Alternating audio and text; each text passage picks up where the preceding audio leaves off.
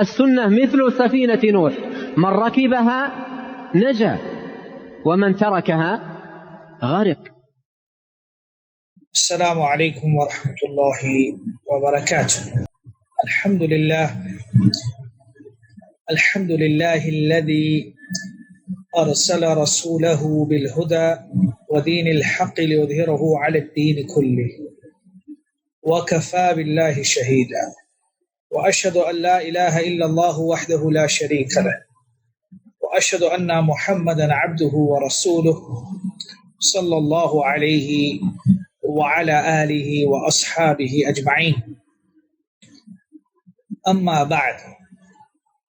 As to what proceeds, after praising Allah the Most High, separated from His creation in a manner which befits His Majesty, with love and veneration exclusively for Him, and sending salatu salam upon His final prophet and messenger, Muhammad ibn Abdullah al-Qurashi. We meet once again to study and discuss the book known as Al-Usul ath-Thalathah, or the three fundamental principles, the three foundations. And before we start to study this book, we agreed that we would discuss some important issues related to talab al-ilm, or seeking knowledge, known as a preface, or in Arabic al-Madkhal. And we have now, alhamdulillah, come to the end of this discussion, or the end of the Madkhal, or the preface. And I believe that we've had about a few meetings, and the issues that have been discussed very briefly and have been summarized and have been touched. The intent of these discussions and having a dialogue with the students of knowledge was to nudge them and to alert them and to make them aware of the importance of having the right intention, etiquettes, and tools, and studying gradually, and having the right resources, and studying with the right people. This is basically the outline of the discussion on the madkhal. In our previous meeting, we discussed about the 3 stages that a student of knowledge who starts as a beginner must gradually master and must be able to pass through these stages in the correct manner with the correct guidance. I believe that was the last discussion that we had in our previous meeting, which was yesterday. Did everybody understand the importance of what was mentioned yesterday? Especially when it comes to having the right guidance, or importance of having a mentor. Because we find that a lot of the people get lost in the West is because they don't have the right guidance, or they don't refer back to the experts. What we're going to talk about now and today, which is of quite importance, is what we call the mahadhir wa tanbihat. Mahadhir, which is the jam' of mahdar, tanbihat, which we can translate as warning and alarming or alerting the seeker of knowledge, or the student of knowledge, or the beginner of seeking knowledge. So this is what's going to be discussed today. تحذيرات وتنبيهات. As we have now come to the end of our discussion, alhamdulillah, since we started. Remember, we started with over 250 to up to almost 300 students, and now we have, how much? We have 75 left, alhamdulillah, which is a good number for students from the West. But as you can see, that this is what happens. And this will be outlined and discussed, because seeking knowledge is not an easy profession. It requires a lot of patience and steadfastness. So everything that has been mentioned previously in our previous meetings with regards to the foundations, the principles, the etiquettes, the landmarks, the stages, the correct methodology, having the correct, having a mentor, and everything else that was mentioned with regards to seeking knowledge for a student of knowledge. It becomes clear after all this, what I have mentioned in our previous meetings, it must become clear to the intelligent one, or the one who has taken heed from everything that has been mentioned, that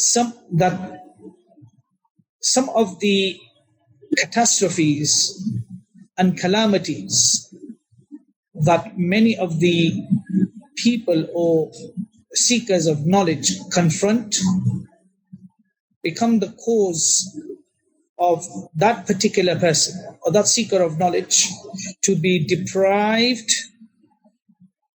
of seeking knowledge by continuously, either by ceasing to seek knowledge or benefiting from that knowledge which was to be obtained. So some of these calamities will be mentioned. Some things will be, the students will be alerted and alarmed, that make sure that you don't fall into any of these calamities and catastrophes. The first and the most important point that the students of knowledge need to be alerted with is sihhatun niyyah, having the correct intention, salahul qasd, the sound intention when it comes to seeking knowledge. So the most important thing fundamentally before any other discussion that takes place is to purify your intention. And you need to make sure that you have the right intention. Whoever seeks knowledge to show off or to be praised, or he seeks a high status and position in the dunya, or he seeks knowledge to contest and to challenge the ulama, or he seeks knowledge to put down the foolish ones, or he seeks knowledge so that if he is in a gathering, he becomes the limelight or the focus is on him, or that he seeks knowledge so that the people can look at him. And from all the other issues that we find which become a prevention, they are, what is the word that I'm looking for in the English language, which is like obstacles or hindrances for the student of knowledge. These are all things which are hindrances and obstacles with regards to one's correct intention or sound intention. And all these things that I mentioned, and other than them, then they are a cause that the student of knowledge is deprived from benefiting the knowledge which he has learned. So this is very important. Did we get this point? Our intentions. What is our intention for seeking knowledge? Who are we trying to please? Because we know that seeking knowledge is an act of ibadah. What is it? That's always keep this in your mind. If we are Ahlul Hadith and if we are Ahlul Sunnati wal Jama'ah, and we say that all acts of ibadah should be done solely for the sake of Allah subhanahu wa ta'ala, then talabul ilm is also an act of ibadah. And talabul ilm should manifest the tawheed of Allah subhanahu wa ta'ala, meaning this action should be solely for the sake of Allah subhanahu wa ta'ala. So the first thing that we need to do is we need to purify our intentions. And we need to understand that seeking knowledge is to only please Allah subhanahu wa ta'ala. And all these obstacles and hindrances that I have mentioned, praise, popularity, becoming famous, having thousands of views and likes, being known amongst the people, challenging people, all these show that that the intention of that particular person is not right. Sihhatun niyya wa salahul qasd. Sihhatun niyya wa salahul qasd. The most important thing. The second point is al-ujla fi talab al-ilm. Being hasty when it comes to seeking knowledge. And I believe that this problem, the second problem that has been mentioned, it's a dilemma and a predicament in the West.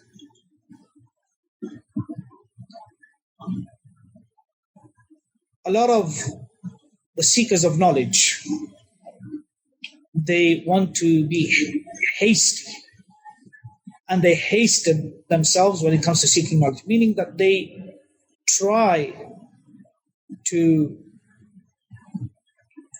study books which are beyond their ability and capacity.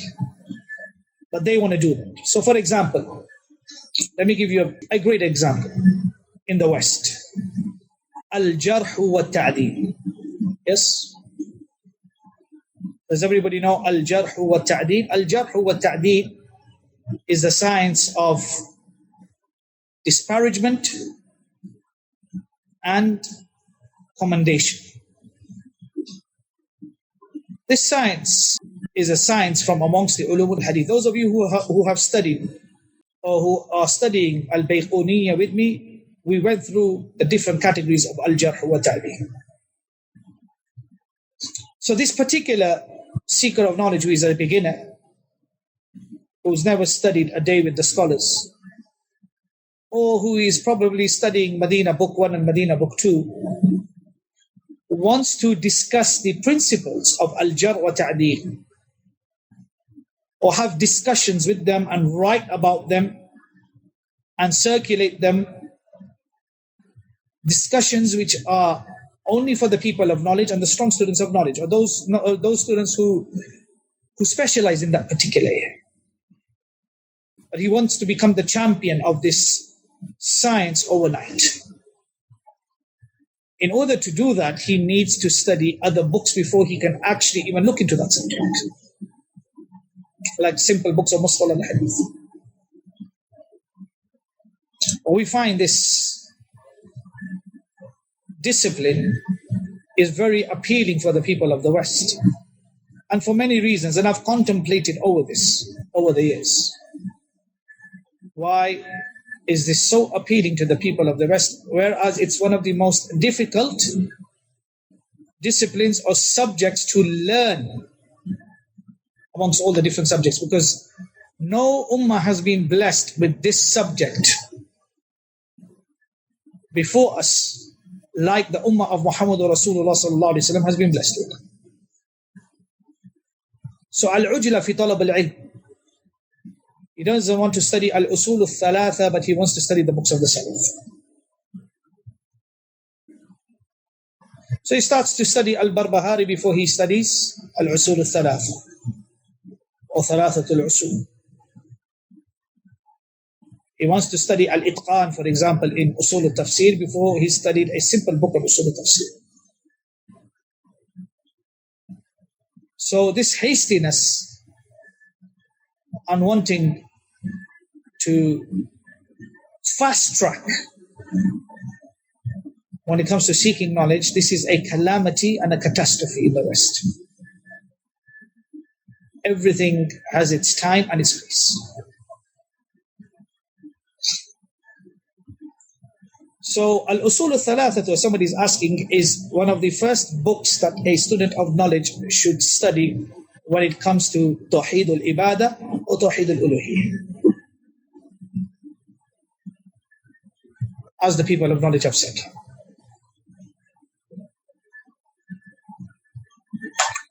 So, and also another issue is that this particular beginner, he wants to delve into masail or issues that are not befitting for him. So for example, an example I will give, and some of you will understand, and for those of you who don't understand, it's good that you don't understand, because we shouldn't even be discussing this. For example, jinsul amal in the ta'rif of iman. These discussions are discussed by the people of knowledge, the experts on aqeedah. But you want to see somebody who's in the West, who probably doesn't even have a job, and he wants to discuss this issue, can't speak Arabic, hasn't studied the books of iman. So this is a problem, that you want to study masail which are above you. So for example, while studying the 3 questions of the grave, immediately he wants to discuss the issue of whether the punishment in the grave is restricted to the body or the soul, or both, or one without the other. So these issues are complicated and complex issues which will be studied by a student at an advanced level, not at the beginner's level. What do you want to dwell on? Do the dead hear in their graves? Can the dead hear you? So when you are studying Al-Usul ath-Thalathah, this is also another complex issue. So this is the problem that we have with a lot of people who seek knowledge. They want to delve into those issues. And then another problem that such a student has is isti'jal al-thamar. He wants to see the fruits of this knowledge immediately. It may take months or years before you see the fruits of knowledge that you have learned. He wants an immediate result. Immediate result. It's crazy if he doesn't see no results. The fruits of you seeking knowledge will become apparent and manifested in its appropriate time and its correct time, not before long. Where he wants to see the results. So that's the second issue that's finished. Al-ujla fi talab al-ilm wa dirasatu masailiha. Is that clear? You need to be careful of this when you are seeking knowledge. The next issue is at-tadabdub. At-tadabdub fi manahij al-talab wal-ashwa'iyya fi al-dirasa wal-qira'ah.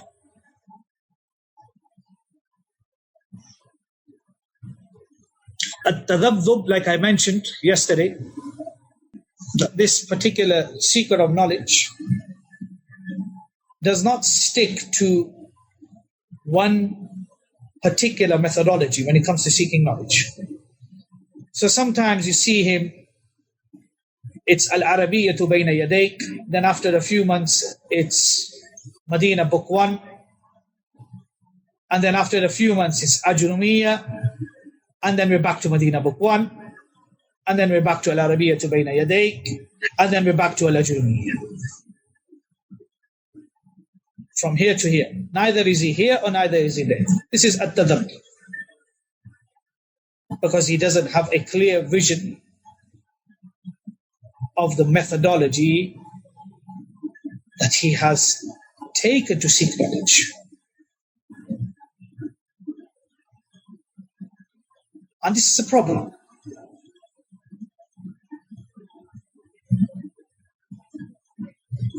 The third one is التذبذب في مناهج الطلب والعشوائية في الدراسة والقراءة. So have you not seen this? So 1 week he's studying Al-Usul ath-Thalathah, for example. The next week he'll be in Kitab al-Tawheed, and the next week he'll be in this lesson, and the next week he'll be here. Or he'll be studying everything at the same time. So there is no constructed plan, action plan, or methodology.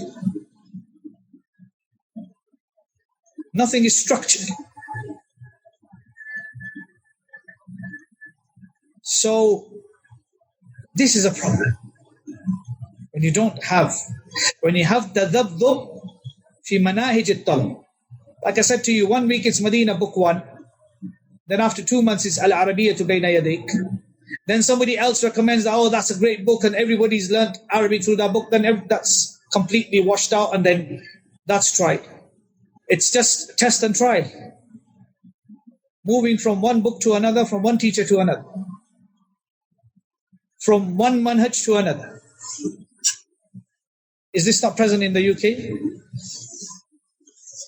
That's why you see that when I look at many of these curriculums that have been put together and the prices that are charged to study those curriculums, and the people who are teaching those books, it's a catastrophe after a catastrophe after a catastrophe, one after the other. First, the manhaj is like pick and choose. Second, the price that's put to this. And third, the ones that are teaching this, they're not even qualified to teach such things. So you have ignorant people who call certain groups that they are from the Khawarij, and they have nothing to do with Khuruj. Because they read a statement of the Salaf and don't understand what the Salaf are saying, and they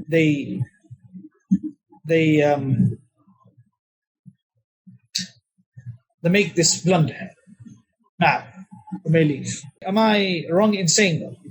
You see, when you make a curriculum for a particular type of, or a group of students, you can link every single book that is being studied. That why was this selected over this, and why was this not selected? The person who actually has put this curriculum together is able to give you the reasons and counter your arguments if you question of why this particular text or book was being taught instead of another book that may be of a similar nature. Why was this given preference over this? Is that clear?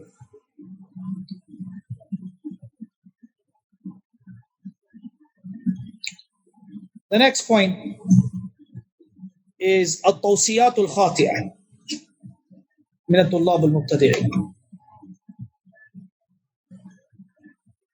The wrong advice and guidance that is given for the beginners of seeking knowledge.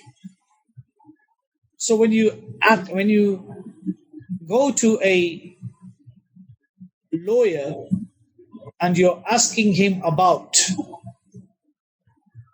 your car which has broken down, then you can imagine what's going to happen, what type of advice you're going to get from him.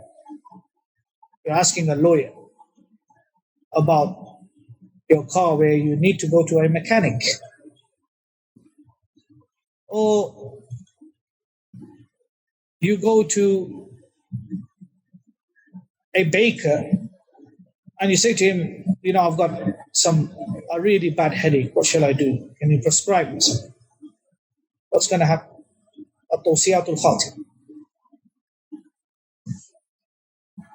Or then you see that the beginners, when they discuss amongst each other, so a beginner will take advice from another beginner who doesn't even understand, who's at a beginner level, and he'll give him the advice to do so.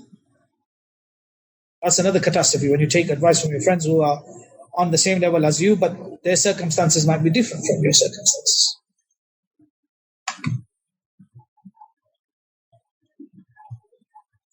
Or you go to somebody who is known not to be an expert in that particular subject. It's like going to the market and asking the fruit and veg guy for cakes rather than going to the bakery. And going to the bakery and asking him for meat. What does he think about sheep and the goat that I want to buy, etc. So that was the fourth. The fifth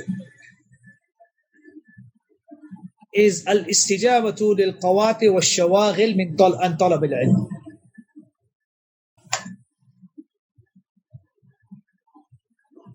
Which basically is to accept the hindrances and the obstacles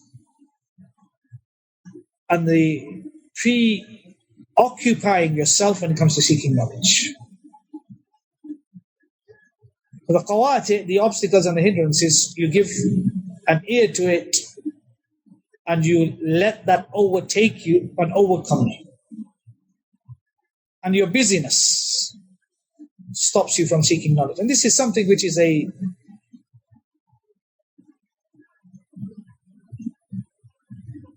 you could say a great problem in the West. That there's so many students that we know that are so enthusiastic and so zealous, and they're pumped up when it comes to studying a book, and then you don't see them ever again. Now, they come at the beginning, and then the qawati, the hindrances, the obstacles, the challenges, the busyness drives them away from seeking knowledge. They play right into it. So that's why it's very important that you're on top of things.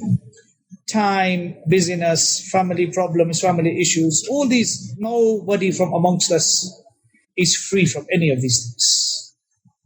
Nobody. I believe even the kings that live amongst us, even they are not free from domestic issues and family issues. Nobody is. Nobody on the face of this earth is. But when you allow this to become a hindrance, you need to be steadfast, and you need to have patience, and you need to overcome this problem, and you need to be firm, so that this hindrance or busyness does not stop you from seeking knowledge.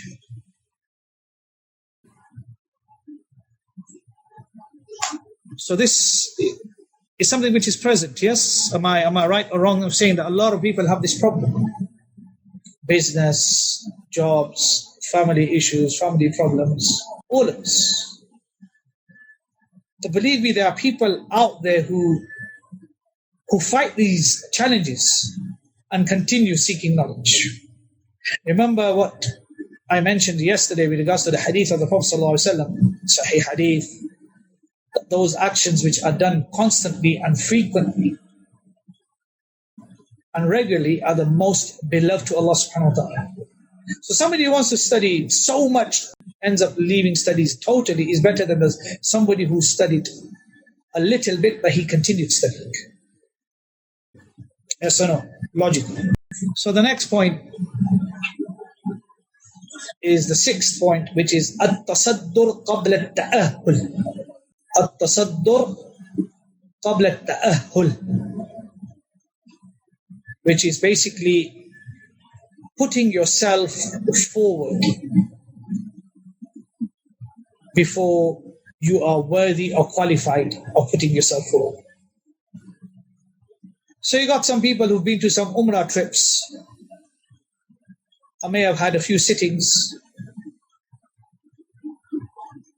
and now they believe that they are qualified to talk about issues which are specifically only discussed by the people of knowledge and the strong students of knowledge. And whenever the strong students of knowledge discuss these issues, they discuss them with the permission of the people of knowledge, after referring back to the people of knowledge. So even the students of knowledge are restricted not to proceed or not to put themselves forward before the people of knowledge. When you see this bala, see people talking about the principles of this and the principles of that and the principles of this, and they've probably just studied a little bit of text that they've attended. And the repercussions and the aftermath and the harm that has come to the Salafi da'wah, whether the Salafi da'wah or the da'wah of al-Sunnah wal Jama'ah has become a mockery for some individuals due to the actions of such people. They want to open a can of worms, and they open it. And then when they cannot, because they don't have the knowledge, they're nowhere to be seen. At the beginning, it was all hyped up that I'm going to do a refutation on this guy, and I'm going to do this. And I can remember that there was an individual, well known on social media. And this guy has never studied, by the way. He's never left his home to go and study. And I was told that he's written he's going to do a refutation on the issue of music. So there's another individual who said that the issue of music, he said that the ahadith which have been reported with regards to the issue of music are all weak. So this individual started sending messages around until that message reached me. He said that this refutation of his is going to be an outstanding refutation, irrefutable. So even I heard this, I said, wow, somebody who hasn't studied has written this. So I asked somebody, I said, can you tell so-and-so to send me his refutation? I want to have a look at this refutation. Because I know the issues, alhamdulillah, of this argument of where it starts from and how many refutations back and forth have been written. So he released the refutation.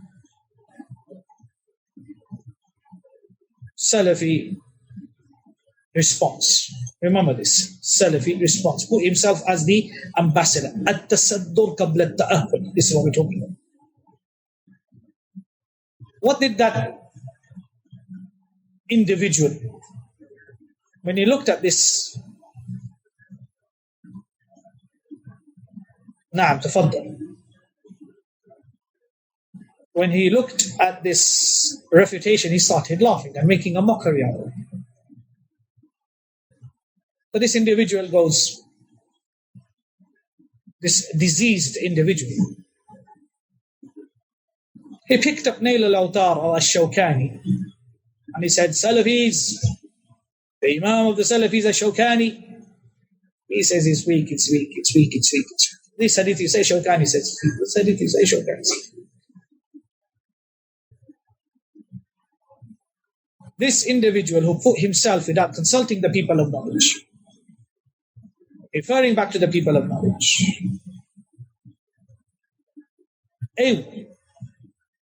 disappeared. Nowhere to be seen. Then this diseased individual, an enemy of the Salafi da'wah, what did he do? He attacked the Salafi da'wah night and day and made a mockery. He says Salafis always say that you're not supposed to use weak hadith. Look who's using weak hadith now. Because the issue of such individuals is qas wa last, cut and paste. This is what I call them. Sahibu qassi wa last. Cut and paste. Go to the internet and cut and paste. Not ilm. Then the same individual, before that, again, put himself forward.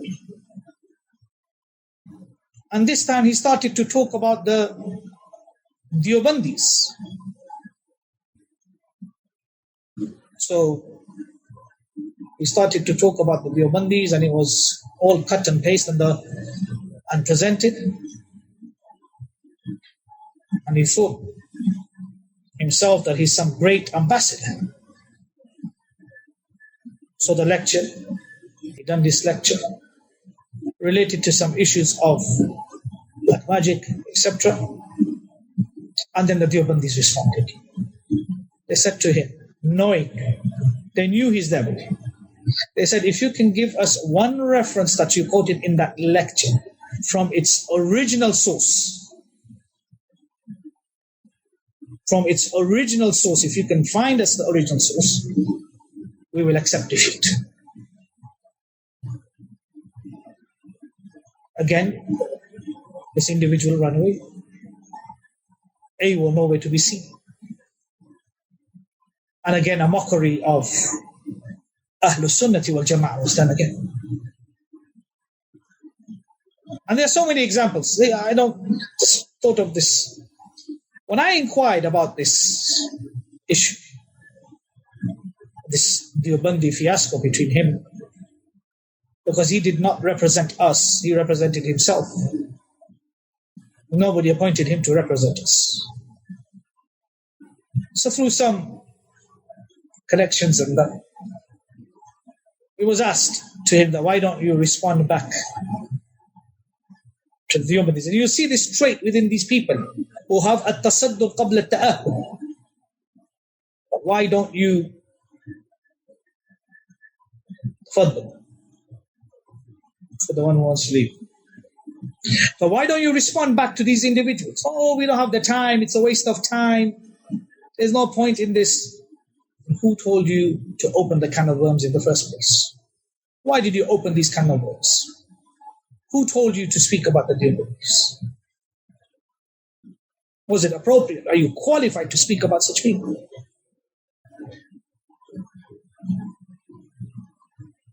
And you see this in the West. You know of the woman in Hyde Park,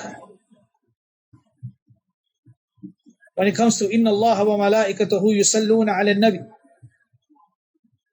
that they have been pestering the Muslims and saying to them that who does Allah pray to? And those who put themselves forward, none of them are qualified or have studied this issue with the people of knowledge or referred back to the people of knowledge. And they went and they made a meal out of the whole issue. That they started mocking us and saying that we say that we are a religion of monotheism. We're a monotheistic religion. We talk about Tawheed, but yet Allah prays to Muhammad.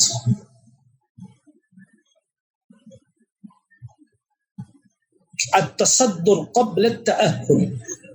Living examples of this can be seen in the West. And how Islam, as well as the people of Sunnah, have been mocked and how the da'wah has been tarnished and belittled and made fun of.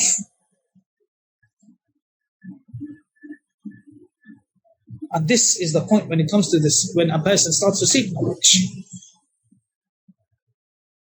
Because at-tasaddur qabla at-ta'ahul, to put yourself forward before you, or to speak about an affair or an issue before you are qualified to do so.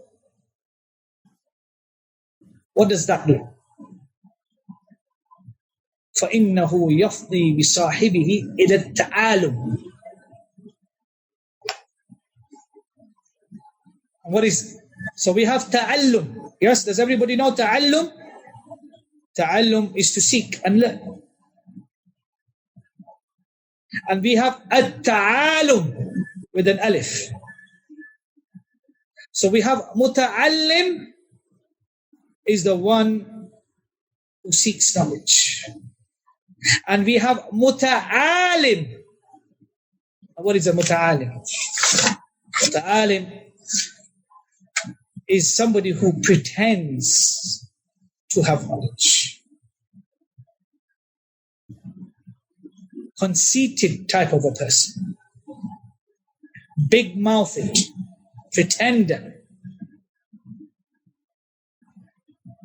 Garrulous type of a person.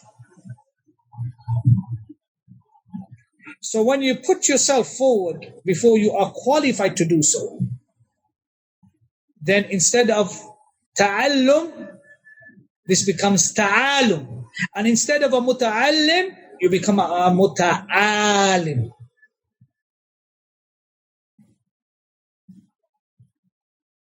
And subhanAllah, in this time we have so many muta'alim in the West.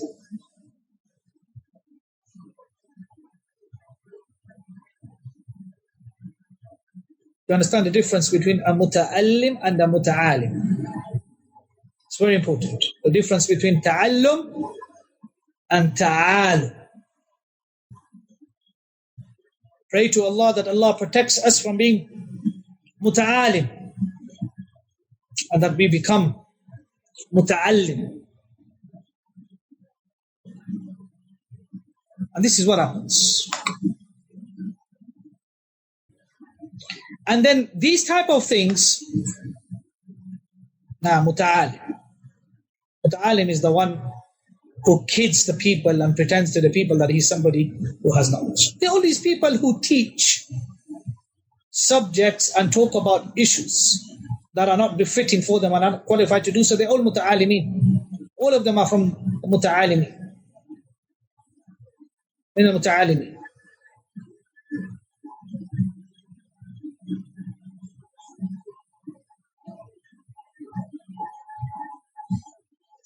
Then this becomes an egoistic pride, arrogance, and status type of an issue. But when corrected and put in their place,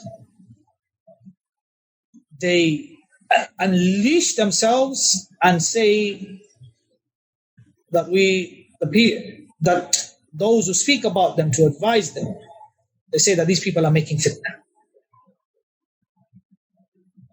So ajib and gharib. Allah, the time that we live. Oh, these people are always refuting. These people are always these people are always refuting. They're always speaking about people. I mean, everything you do is above your ability. So you've got to tell the people that you're not qualified to do so.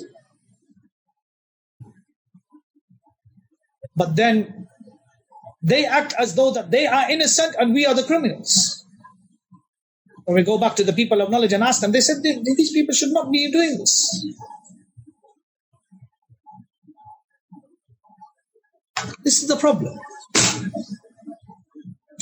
And then they, because of their ta'alum, that preoccupies them from obtaining knowledge, good knowledge in a good manner. And the last point for today is to burden the soul with more than what it can bear. Allah mentions in the Quran, لا يكلف الله نفسا إلا وسعها. So when it comes to seeking knowledge, you overburden yourself. Everybody knows their ability and capacity. When you increase in doing what you're doing, you do it in stages and gradually. So for example, a student, a beginner who seeks knowledge, from the very first night, he wants to read 7 or 8 hours. And he's not even used to reading an hour. What's going to happen? First night, second, he's going to do it for 1 night, 2 nights. And then it's going to become too much for him. He's going to get fed up and he's going to run away.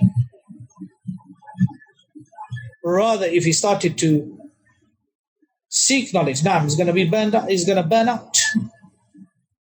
Rather, if you move to 2 hours, and then to 3, and then to 4, and then to 5, gradually.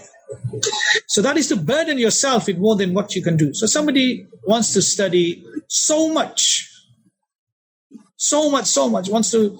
That's why you find in the Islamic University of Medina, in Jamia Islamiyya, you had a lot of these Western students that they would attend the lessons in the Haram, and then in the morning they would be asleep, and they would not go to their classes, and they would be kicked out of the Jamia.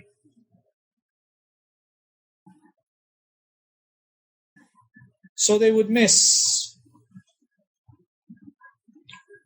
the obligatory lessons which they have come for and signed a contract with, which is to attend the lessons during the day.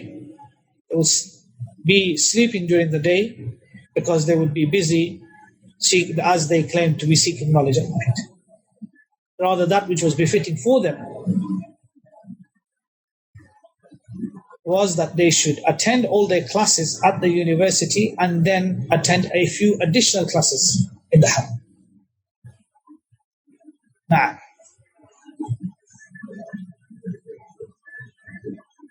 so this is a problem. So I saw a lot of these students being kicked out of the Jamia, expelled for absence. I even got a few of them back in with my intercession. And when I inquired and spoke to them, one of the sheikhs, he said to me, with regards to one certain individual, he said that this guy lies out of his teeth, that his teeth are broken. He has no teeth to lie through. He thinks I'm stupid. Somebody from the West. I said to that sheikh, Allahu musta'an. He said to me, when you were my student, alhamdulillah, you didn't have a single absence. I was given an award, alhamdulillah. I was given an award by that same sheikh. A certificate of appreciation of having 100% attendance. And I only mentioned this to encourage you. Allah is a witness. For no other reason. I don't need to show anybody my achievements, alhamdulillah. My achievements are with me and my family and Allah. Not a person who travels for one ijaz and starts flashing his ijazas all over the internet. Walillahi alhamd. Ijazas that I have been blessed with are known to those who know them. Never once have I put a single ijazah up till now. Alhamdulillah. It's not my style. But I just mentioned this due because the issue is being discussed here for encouragement. Now, alhamdulillah, in my entire life at the Islamic University of Medina, I'm talking of almost a period of 20 years, over a period of 20 years. I must have missed only 2 days, 2 to 3 days maximum. And even those days, they were exempted from me due to a certain circumstance, an unforeseen circumstance. One day was because I had to go and drop my mother and grandmother to the airport, to travel with them to Jeddah, to drop them back because they were going back to the UK.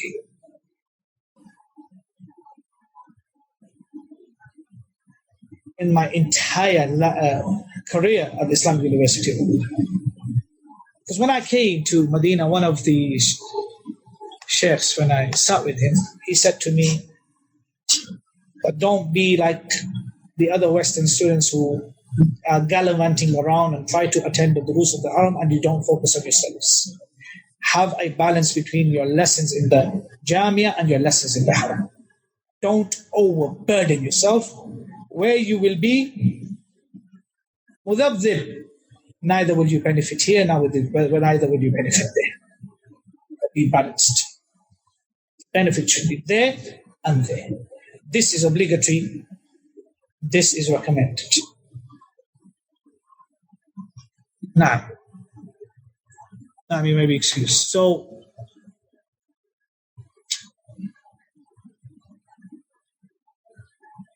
if you don't plant the seed properly, then the tree will not grow. So you have to be very careful when it comes to your capacity and ability. Because if you overstep and you burn yourself out, then this will be from the causes of your knowledge for you. This will be a great cause of you ceasing to seek knowledge in the right, correct manner. And you will be deprived of being blessed of learning knowledge. And by this, alhamdulillah, these 7 points which are mentioned from the mahadir and the tanbihat are very important, as mentioned by the people of knowledge. These points are all from the people of knowledge. What I mentioned to you is all from the people of knowledge, not from myself. So alhamdulillah, we'll stop here. And by this now we have finished the first part of the madkhal. Now that remains is note-taking, which will be discussed in the next lesson. Some important points of how a student of knowledge should present himself in a class, the adab, what he should do before the class, what he should do during the class, and what he should do after the class.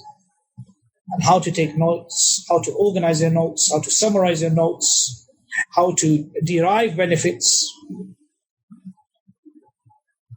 etc. This is the last thing I mentioned. And then we will start on the biography of Shaykh al-Islam, Muhammad ibn al-Wahha, rahimahullah ta'ala. We'll end the lesson here then. Jazakumullahu khairah, wa barakallahu feekum, and hope to see you again on next Tuesday. Assalamu alaikum wa rahmatullahi wa barakatuh.